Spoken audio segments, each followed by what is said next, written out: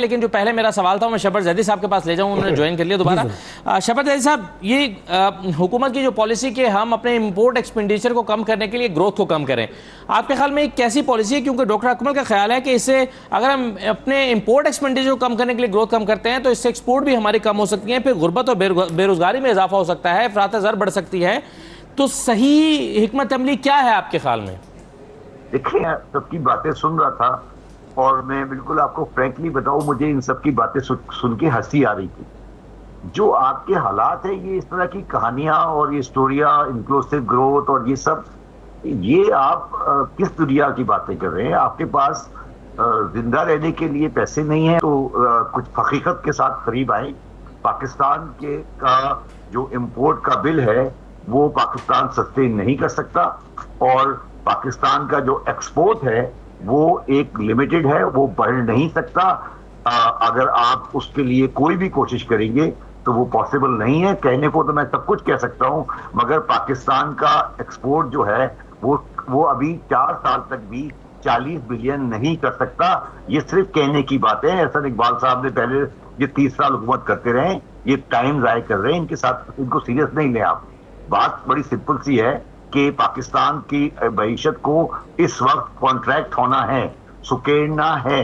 اگر کوئی یہ سمجھتا ہے کہ پاکستان کی معیشت کو ہم ایکسپینشن فیز میں لے جا سکتے ہیں، یہ وہ غلط ہے۔ اس کو نہیں پتا کہ پاکستان کی معاشی حالت کیا ہے۔ ایکسپورٹ کی فگر آپ 35 بھی کراس نہیں کرنے والے 2026 میں۔ تو یہ باتیں کرنے سے بہتر ہے کہ اپنی حقیقت کو پہچانیں کہ پاکستان کی معیشت کو سکیڑنا ہے اور وہ ہر حال میں سکیڑی جائے گی۔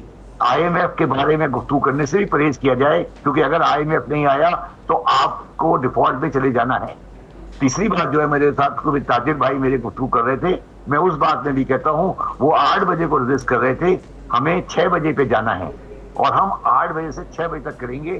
یہ جو مرضی شٹر ڈاؤن کریں یا کچھ بھی کریں، پاکستان کی مجبوری ہے، یہ کرنا ہے۔ ڈے لائٹ کا استعمال ہونا ہے، اگر نہیں ہونا تو یہ لوگ جو مرضی کرنا ہے شٹر ڈاؤن کریں، جتنا مرضی بلیک میل کریں، یہ پاکستان کی مجبوری ہے۔ پاکستان چلے گا جب پاکستان کے پاس اپنے پیسے، اپنے امپورٹ کے بل دینے کے پیسے ہوں گے۔ یہ نہیں ہو سکتا کہ ہر آدمی مافیا بن جائے یہاں پر اور جو دل چاہے وہ کہتا رہے۔ تو میری آپ سے گفتگو کرنے سے میرا مقصد یہ کہنے کا ہے کہ پاکستان کے معروضی حالت کو سمجھیں۔ پاکستان ڈیفالٹ کی طرف جا رہا ہے، اس کو سمجھیں۔ یہ اس وقت ریئلٹی ہے، اور اس کو یہ کہہ کے کہ میں یہ کروں گا، میں وہ کروں گا، یہ ساری تھیوریاں ہیں۔ مجھے آپ بتا دیں کہ کیا چیز ایکسپورٹ آپ بڑھا سکتے ہیں؟ کوئی چانس نہیں ہے ایکسپورٹ کے بڑھنے کا اگلے 4 سال تک۔ یہ ریئلٹی ہے، یہ سارا تاریخ ہے، تاریخ سے منہ نہیں موڑیں۔ امپورٹ کو گھٹانا ہے، یہ بھی ریئلٹی ہے۔ اس چیز کو کوئی تو پاکستان کے پاس بجلی کی لوڈ شیڈنگ نہیں ہو رہی ہے، پاکستان کے پاس بجلی کا فیول خریدنے کے پیسے نہیں ہیں۔ تو میری گزارش آپ تم حضرات سے یہ ہے کہ زمین پہ رہ کر، زمین پہ قدم رکھ کر پھر بات کریں۔ یہ جو بلا وجہ کی گفتگو ہے کہ میں یہ کروں گا، انکلوسیو گروتھ کروں گا، ہیومن ڈیولپمنٹ پہ خرچ کروں گا، تعلیم پہ خرچ کروں گا، سر تعلیم اور ایجوکیشن کے اوپر صوبائی گورنمنٹوں کے پاس اتنے پیسے ہیں کہ پیسے بچ جاتے ہیں۔ مسئلہ تعلیم پہ خرچ کرنے کا نہیں ہے۔ اور آخری بات میں آپ کو یہ کہنا چاہتا ہوں کہ سری لنکا کے ایک رپورٹ نے یہ ثابت کر دیا کہ تعلیم کا کوئی تعلق اکنامی سے نہیں ہے۔ سری لنکا کے اندر 100% ایجوکیشن ہے، مگر سری لنکا پھر بھی ڈیفالٹ پہ چلا گیا۔ تو تعلیم کا ہونا یا تعلیم کا نہیں ہونا اکنامکس کو چینج نہیں کرتا ہے۔ یہ میں مانتا ہوں تعلیم ہونی چاہیے، مگر تعلیم کا ہونا اکنامی کو چینج نہیں کرتا ہے۔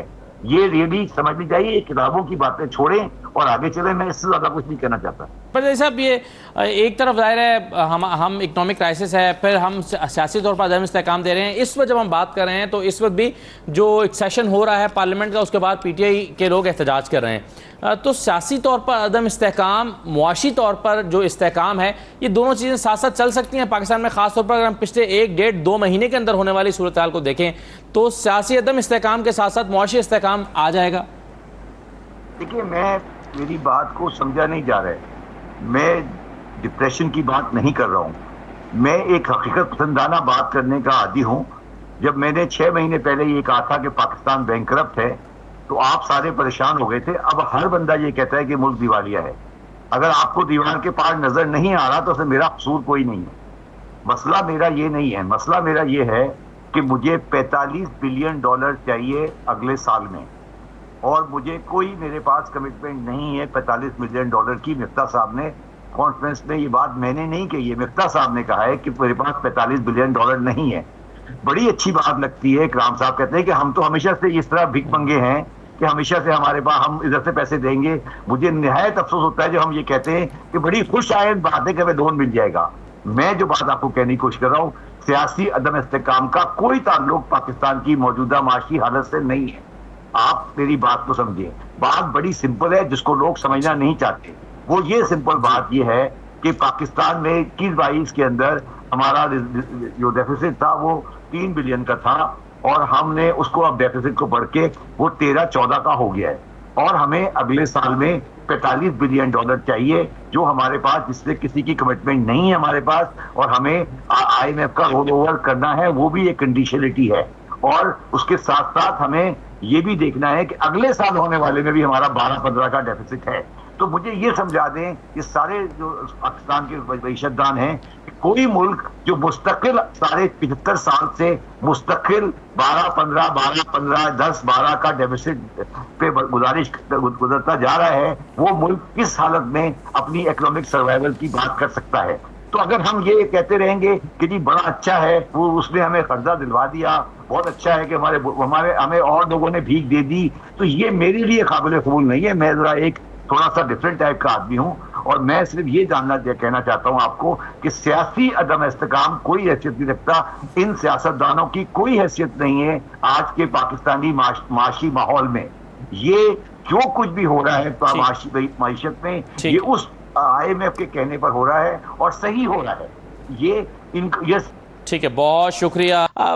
ڈاکٹر عبدالسمیع صاحب، پاکستان میں بہت سارے مسائل ہیں، انرجی سیکٹر میں اگر ہم دیکھا جائے، پاور سیکٹر کے گمبھیر مسائل ہیں۔ ہمارا جو ہے وہ ظاہر ہے ایک گردشی قرضہ ہے جو ہماری جان نہیں چھوڑا، پھر پیٹرول مہنگا ہونے کی وجہ سے، آئل پرائسز بڑھنے کی وجہ سے ہمارا امپورٹ بل بڑھ گیا ہے۔ آپ کیا توقع کر رہے ہیں کل کے بجٹ میں؟ کیا آپ ڈیمانڈز رکھتے ہیں یا توقعات رکھتے ہیں؟ کیا ہونا چاہیے؟ السلام علیکم۔ شبر زیدی صاحب نے بہت اچھی بات کی ہے، میں ان سے بڑا متفق ہوں۔ بات یہ ہے کہ ہمارے جو آپ اگر میری پاور کی بات کر رہے ہیں، جو پیٹرولیم منسٹر ہیں ہمارے، ان کو ABCD نہیں معلوم، انرجی والوں کو ان کو کچھ پتہ نہیں ہے۔ اس طریقے سے چلتا نہیں ہے ملک۔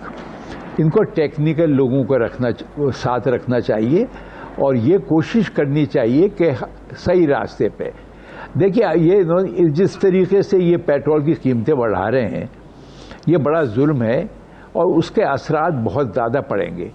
میں تو یہ کہنا چاہتا ہوں کہ ان حالات میں بھی ہم رشیا یا ایران سے کیوں نہ لیں، ہم ان سے پیٹرول اور گیس کیوں نہ لیں؟ اگر اس سے بری حالت تو پاکستان کی کبھی نہیں تھی۔ اگر ہم یہی کرتے رہے، جب انڈیا اور دوسرے ممالک ان سے لے رہے ہیں اور امریکہ سے بھی تعلقات ہیں، اگر ہمیں ان سے امپورٹ کی اجازت مل جائے تو ہمارے بہت سے مسائل حل ہو جائیں گے۔ جہاں تک سیکریفائس کی بات ہے، وہ تو ہمیں پورے پاکستان کو، عوام کو دینی پڑے گی۔